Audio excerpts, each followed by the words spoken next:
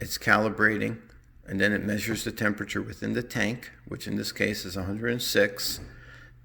And then let's say we want to change the temperature.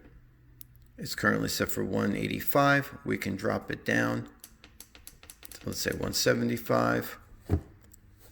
And now it sets, and now it's going to be set for that temperature.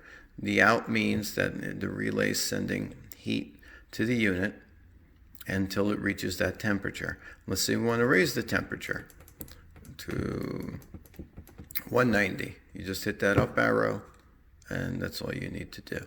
If you need to do a dramatic temperature change, let's say we need to set this to 125.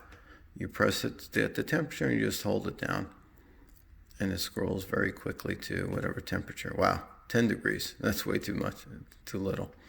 So we'll get it back up there to, like, let's say 175. And that's all you have to do, just the up and down. Thank you.